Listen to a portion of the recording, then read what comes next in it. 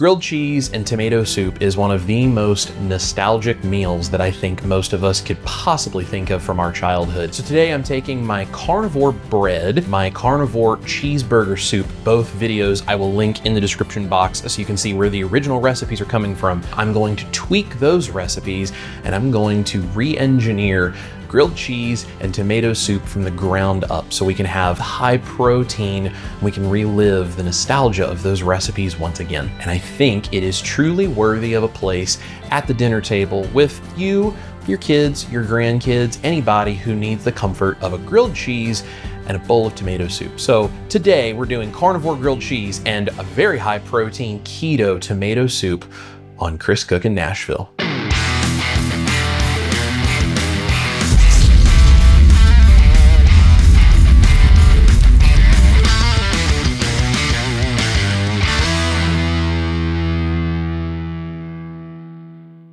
Every time I see someone try to do a keto or a carnivore version, some low carb type of grilled cheese, it's usually the same problems that I see, some combination of. It either won't brown the way they need it to, or the bread won't hold together and it collapses, or potentially it's way too eggy, way too dense. There's all of these problems that essentially make it a hot egg sponge, and nobody likes that. So I'm going to take my bread recipe and I'm going to rebuild it slightly so that we can cook it in a little bit different way, which is going to lend itself perfectly to a carnivore grilled cheese. This is a slightly different recipe, so I will have a recipe card for both the keto tomato soup and this carnivore bread that I'm using for grilled cheese on my website. Those are going to be linked in the description box, so you can go there and get those for free.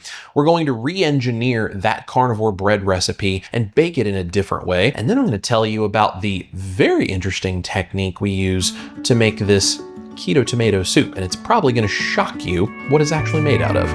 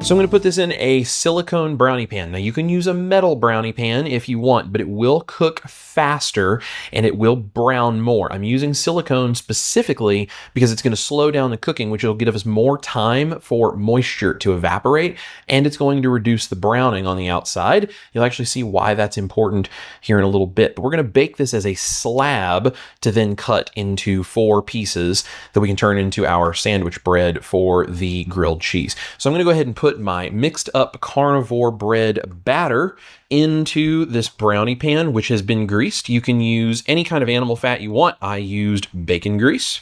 We're just going to smooth that out a little bit, make sure it gets into all the corners.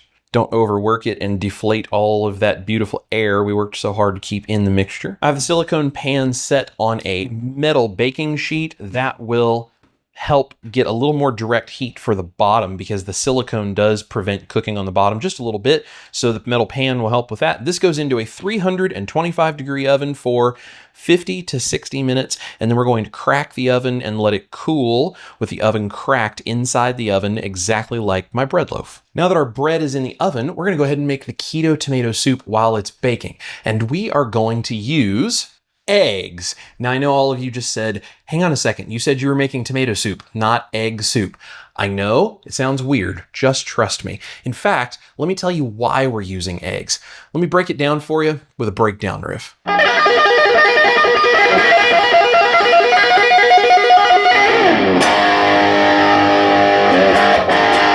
So if we're trying to figure out how to approximate that canned soup sort of texture that everybody is used to, a lot of soups like that are thickened with starch. And essentially starch is trapping all of the water inside. That also equals glucose, which means our carb count is sky high on any of those condensed type of soups. So what we're going to do is use something completely different, because we definitely don't want starch and all of the carbs that come with it. Instead, we're going to use eggs. And I know this seems really weird, but to use eggs, we are basically going to handle two problems that eggs would normally have. Eggs are filled with protein. When we blend all those proteins, they turn into billions of little pieces of sticky protein, and this creates viscosity within the liquid of our soup. And that is what we need. But we have a problem. First of all, eggs taste like eggs. So we are going to scramble them really well, and we are going to add the liquid on top of the scrambled eggs and continue to cook them further so we can get all of those sulfur fumes out of the egg. This is what makes an egg taste eggy. We can actually remove the eggy flavor. And you do this by cooking it and off-gassing it and evaporating that more and more and more until it doesn't taste like a whole lot of anything. The second problem is that once we have done this, the egg is filled with protein, but it's all very, very tight in these tight little bundles that are impossible to get it out of. This is why you can't use something like a whisk and stir cooked eggs and turn them into a paste. So we are going to fix that by using a blender. This is why we cook the scrambled eggs significantly, get rid of the gas of the sulfur flavors, and then put that scrambled egg mixture along with the liquid inside of the blender so that we can turn it into a smooth paste and explode all of those little pieces of protein. This is why you cannot use something like a stand mixer or truthfully even a food processor, because they just don't have any way of vortexing all of those proteins into the bottom and exploding them at high speed using the centrifugal force as well as the sharp blade and that vortex shape to make sure they get every last little protein. A good high-powered blender can take a cooked egg and turn it into the most fantastic replacement for starch to give us the thick, rich, viscous soup we're looking for. So we're going to go ahead and create that viscosity by scrambling our eggs.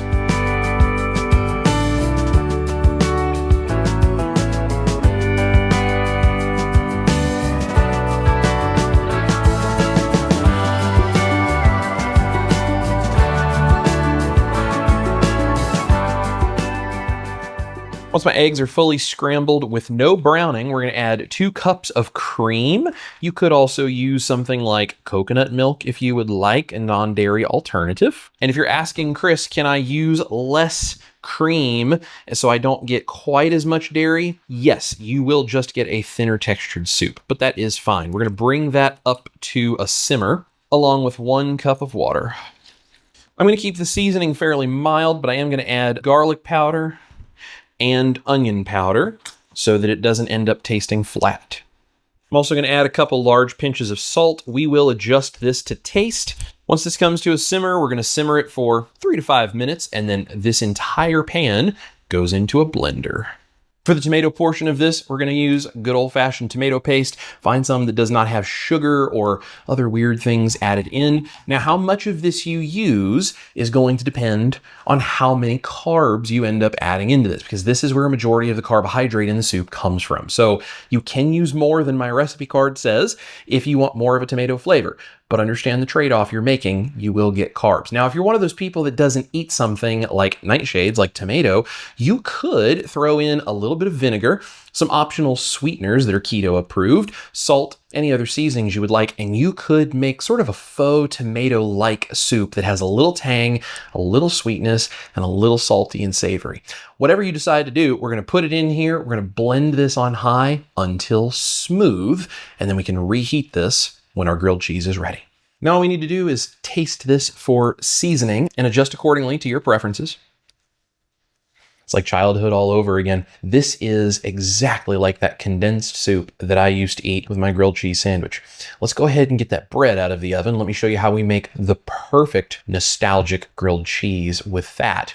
And let's serve it alongside this amazing tomato soup done keto style.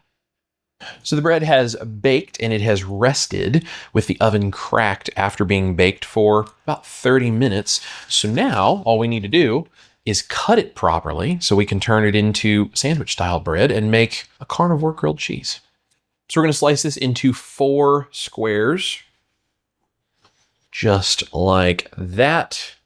And it is soft and bready. And then we can cut it this way and turn it inside out and use it as sandwich bread. What are you doing in here? I don't have any egg white bread for you.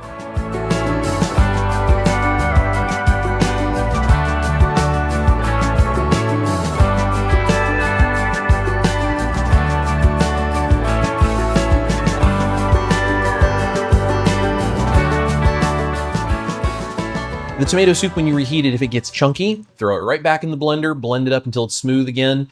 It's ready to serve, and you can adjust the texture of that with a little bit of water if need be. For the grilled cheese, I know a few of you are going to come at me in the comments. That's all right. I'm using the classic American cheese. Use whatever kind of cheese you want. The American cheese I have is made with no seed oils. It's just actual cheese plus the sodium citrate that they use. If you guys would like to see how to make a clean American cheese yourself at home, put cheese in the comments. I'll be glad to show you guys how you can actually make it yourself so you know what goes into it. Butter the pan. We're going to keep it on a medium low to low heat because protein bread will burn much faster than regular bread. Grilled cheese, exactly as you all know it and love it. We're going to serve it with that amazing keto tomato soup.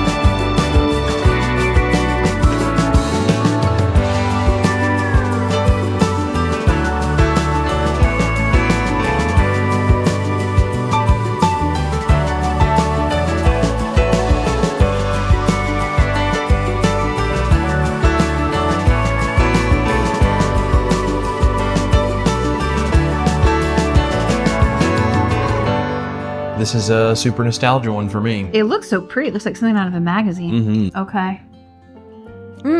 That does taste just like tomato soup. Mm-hmm. I love the croutons, how you didn't waste like the cutoffs of the end of the bread. Yeah. And you made them into the croutons for the soup. It's awesome. Very, very good flavor.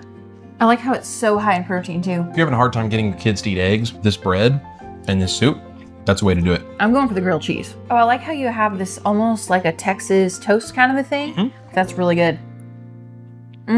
That is a great grilled cheese. Your bread and the way that you baked this and how you have it like being a thicker bread is so good. Good old fashioned American cheese. Yes. Like, yeah, can't go wrong. I feel like you have brought back an American classic into many proper human diet homes.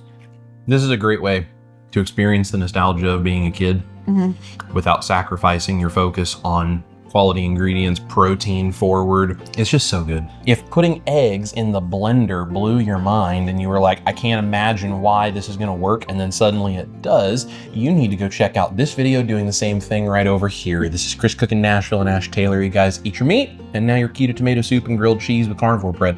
Love your life. We'll see you here in the kitchen for nostalgic recipes like this one. I feel like I'm 5 again. That's good, baby.